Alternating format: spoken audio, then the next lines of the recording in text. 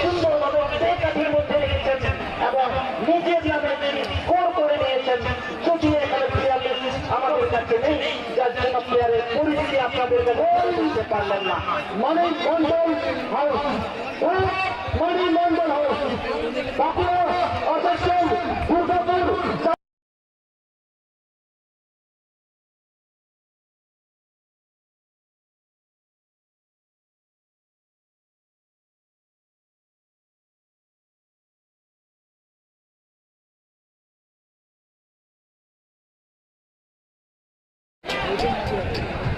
বান্দা অসাধারণ গোল করলো খড়গপুরের ছেলে।